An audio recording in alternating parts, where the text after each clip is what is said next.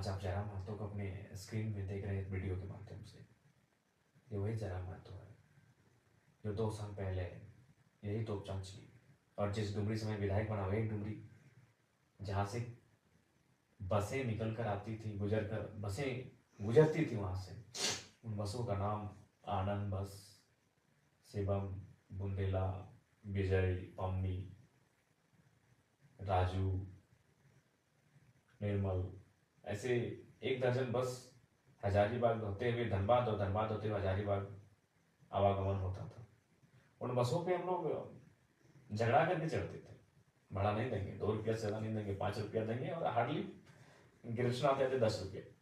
2 रुपया से वो कहानी शुरू हुई थी, 5 रुपया से होकर 10 रुपया तक पहुंची थी। अभी क्या भाड़ा है मुझे नहीं पता, क्योंकि अब तो हम लोग मान के चलिए दोस्तों के स्कॉर्पियो में चलते हैं। 40 रुपया है, यानी आज 40 रुपया हो गया है भाड़ा। और मेरा मैंने 2 रुपया से शुरुआत की थी बसों का सफ़र। एक इंटर ऑफ साइंस के स्टूडेंट जब राजगंज ट्यूशन जाते थे, अब 2 साल पहले की बात करें, आंदोलन से पहले, तो यही मैंने अपने मास्टर्स को कंप्लीट करके पीएचडी को ज्वाइन किया था। यानी जो लड़के को आप देख रहे हैं आज एक विधायक के रूप में, ये लड़का कल्पना सोरेन जी की तरह कोई राजघराने से नहीं। पाकोड़ की जो विधायक बनी आलमगीर आलम की अर्धांगिनी, उनकी तरह कोई राजघराने की नहीं है। मेरे हिसाब से राजघराना मतलब विधायक का घर, मैं उसको राजघराना कहता हूँ। सुन लीजिए पहली बात को। पूर्णिमा साहू जी जमशेदपुर से जीती, जो रघुवर दास की पुतोहू है, मैं उस राजघराने से नहीं हूँ। तो जयराम कुमार महतो को बड़ी करीब से आप देखिए। आज से महज 3 साल पहले मेरी तस्वीर शायद सोशल मीडिया में होगी, जाके देखिएगा। एक दुबला पतला सा लड़का, मासूम सा लड़का, मासूमियत चेहरे में, आंखों में एक सपना कि कुछ करेंगे। वो सपना कुछ बनने का, कि गरीब परिवार से संबंध रखते हैं, बहुत खर्च हुआ है पढ़ाई लिखाई में, तो कुछ बने। क्या बने? कुछ भी। कोई बहाली आए उसको भरे, टीचर की बहाली हो, प्रोफेसर की बहाली हो, और उससे पहले जब पीएचडी नहीं किए थे तो उससे पहले सीआरपीएफ की बहाली हो, आर्मी की बहाली हो, रेलवे की बहाली हो। उन बहालियों को फॉर्म भरना, उनके लिए मेहनत करना, ये चीज़ रहा है। वही लड़का आपके सामने आज आपके स्क्रीन में है, और यकीन मानिए वो लड़का विधायक है। हालांकि हमको ज़्यादा कोई एक्स्ट्रा फीलिंग नहीं हो रहा है विधायक बनने का, लेकिन आप यकीन कीजिए ये जयराम महतो विधायक है। मैं ये आपको इसलिए संदेश दे रहा हूँ कि सपने देखिए, मेहनत कीजिए, संघर्ष कीजिए। कौन जानता था जयराम महतो को? आज मीडिया में भले नेगेटिव बोले या पॉजिटिव बोले, आज देश की जितनी भी नेशनल मीडिया है, एक 30 सेकेंड ही सही जयराम महतो का नाम उनको लेना पड़ता है। कोई नहीं जानता था जयराम महतो को। जयराम महतो खुद जयराम महतो को नहीं जानता था। कौन है जयराम महतो? हुई जयराम महतो। क्या था दिनचर्या हमारा? सुबह मॉर्निंग में उठना,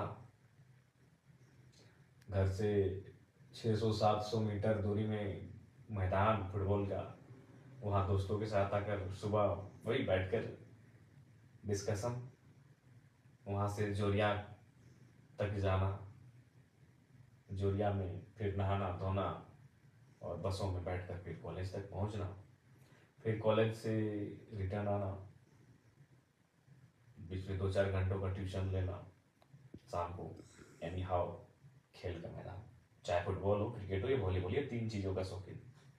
यानी हाँ, कुछ भी हो जाए, मौसम खराब हो, कोई मतलब नहीं, 2-3 घंटा खेल के मैदान में, फिर रात को ट्यूशन, सेल्फ स्टडी, फिर सुबह फिर एक दौर आया जब मास्टर ऑफ आर्ट्स यानी एमए की परीक्षा को मैंने इंग्लिश लिटरेचर से प्रथम श्रेणी से उत्तीर्ण किया, पीके रॉय मेमोरियल कॉलेज से।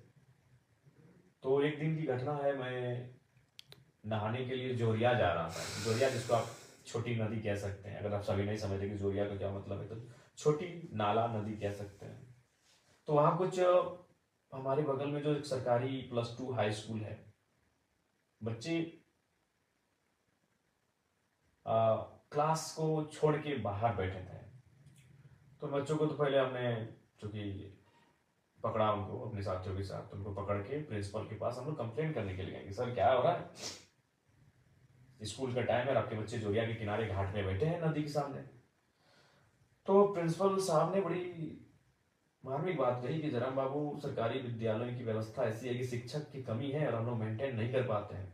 तो बातों बातों में उन्होंने कहा कि आप भी तो सुने इसी साल एमए पास किए हैं, तो एक काम कीजिए, जब आप एमए पास किए हैं और जाहिर सी बात है आप कंपटीशन वगैरह की तैयारी करेंगे, नौकरी पाने की तैयारी करेंगे, तो जब तक वो नहीं होता है तब तक आपसे अनुरोध है कि 2 घंटा आप हमारे स्कूल में क्लास ले लीजिए। हम गए थे शिकायत करने के लिए कुछ बच्चों का कि ये बाहर भाग के आए हैं स्कूल के टाइम में, और हमें क्या, हमें उल्टा प्रिंसिपल ने कहा कि आप पढ़े लिखे हैं तो 2 घंटा पढ़ा दीजिए। बोला ठीक है सर, और उन्होंने कहा कि ठीक है, लेकिन कंडीशन है कि आप एक आवेदन लिख के दीजिए और अपना जो सारा सर्टिफिकेट्स एमए का, बीए का, इंटर का और मैट्रिक का सर्टिफिकेट इंक्लूड करके कि हम भाई निःशुल्क शिक्षा देंगे, भविष्य में आप किसी प्रकार का दावा नहीं करेंगे। बोले ठीक है सर। हम गए थे भाई शिकायत करने, अब तो हम खुद प्रिंसिपल महोदय की बातों में अब बात भी ऐसा विषय उन्होंने कह दिया कि पढ़े लिखे हैं। तो फिर हमने कहा ठीक है, तो वो शायद सितंबर का महीना था, 2017 का टाइम था। हमने उसी साल जुलाई अगस्त में मास्टर ऑफ आर्ट्स को कंप्लीट किया था। और जब गए क्लास लेने के लिए तो पहला ही दिन जो माहौल क्रिएट हुआ, जो कि आप भी जानते हैं कि पूरे राज्य ने मेरे भाषणों को सुना। तो लीडर और लेक्चरर में एक क्वालिटी समान होती है कि जब वो अगर बेहतरीन लेक्चरर हो, बेहतरीन लीडर हो, तो जब वो बोलता है तो लोग सुनते हैं। तो वही क्लास में ही मेरे साथ हुआ। जब मैं बच्चों को पढ़ाने लगा, जब मैं आ, उनको एक्सप्लेन करके समझाने लगा, तो पूरा क्लास सन्नाटा, शांत और सुनने लगे। तो इससे क्या हुआ कि डिमांड्स बढ़ गई और प्रिंसिपल ने रिक्वेस्ट किया कि नहीं, हम तो आपको ऐसे ही बोले थे कि भाई टीचर की कमी है, लेकिन अब आपसे रिक्वेस्ट होगा जब तक आप कुछ बनते नहीं है, कुछ करते नहीं अपने लिए, तो 1-2 घंटा पर डे निकाल के यहाँ बच्चों को पढ़ा दीजिए। वो सिलसिला चलता गया, चलता गया और 4 साल बीत गए। यकीन मानिए 4 साल।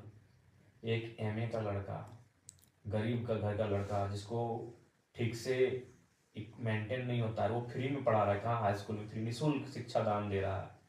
कई बच्चे हमारे पास आए हैं कि सर आप अच्छा क्लास लेते हैं तो हम लोग ट्यूशन पढ़ना चाहते हैं। हमने कहा नहीं यार, टाइम कहाँ है हमारे पास ट्यूशन का। एक तो तुम लोग स्कूल में पढ़ाते हैं, फिर ट्यूशन बोलोगे, हमको खुद पीएचडी कर रहे हैं, हमको कॉलेज वगैरह जाना होता है।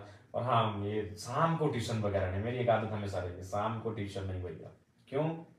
खेल का मैदान 2-3 घंटा में क्रिकेट लंबा चौड़ा चौका छक्का उड़ाइए, फुटबॉल में किक लगाइए और वॉलीबॉल का पंच लगाइए। तो वहाँ कंप्रोमाइज नहीं था ये चीजें।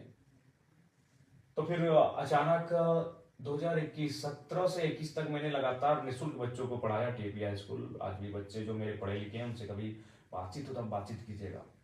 बड़ा मेमोरेबल 4 साल रहा है, बहुत मेहनत से मैंने पढ़ाया, फ्री में पढ़ाया, 1 भी रुपया नहीं। किस टाइम? बेरोजगारी का दौर।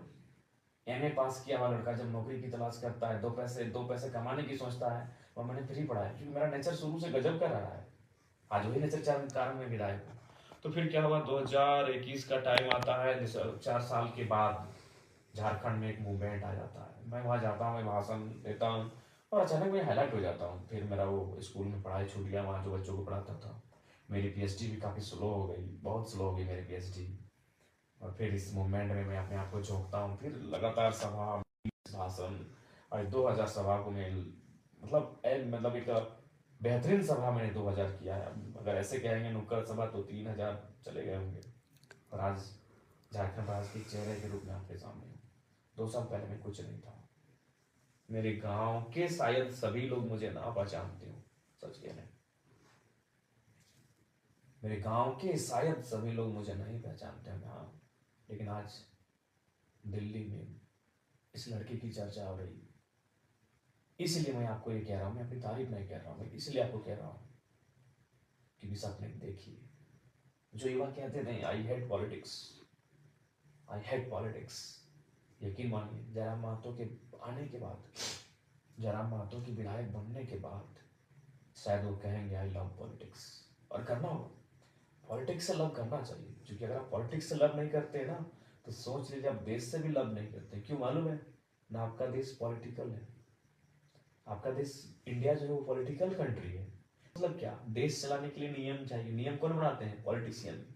तो जो लोग कहते हैं आई हेट पॉलिटिक्स, मतलब वो अपने देश से हेट करते हैं, कॉन्स्टिट्यूशन से हेट करते हैं, इसका मतलब। तो इसलिए आई हेट पॉलिटिक्स करने वाले युवा शायद जयराम महतो को देखकर अब आई लव पॉलिटिक्स की गाथा आवाज को बुलंद करेंगे। सपनों को पूरा करने के लिए पागल हो जाइए, जैसे आज हमने। बिल्कुल पागलपंथी की हद है। कभी करीब से देखिएगा हमारे आंखों को, हमारे इस चेहरे को। बहुत झेला है इन 3 सालों को हमने, खासकर ये जो 40 दिन पार हुआ ना साथी, क्या बताएं, बहुत झेला है। सपने देखिए, मेहनत कीजिए उसे पूरा करने के लिए। आज जीत हार छोड़िए, आज चर्चा का विषय अगर है तो संघर्ष के कारण है, इसलिए आप सभी से आग्रह है, मेहनत कीजिए। पुनः डुमरी और बैरमो को धन्यवाद, क्योंकि मैं वहां से स्वयं प्रत्याशी था। बाकी तमाम झारखंड को धन्यवाद, क्योंकि मेरी पार्टी के तमाम जो कैंडिडेट्स रहे उनको बहुत जोरदार समर्थन मिला। सबको धन्यवाद। जोहार, नमस्कार, आदाब, जय हिंद, जय भारत, जय झारखंड। और बस यही कहेंगे, सबका शुक्रिया। मिल के काम करते हैं। जय वालों को भी कहेंगे, ये आपसी मनमुटाव को छोड़िए। 20 साल आपने संभाला, अब अगर जनता ने मौका दिया है तो चलिए साथ चलते हैं। सबको जोहार।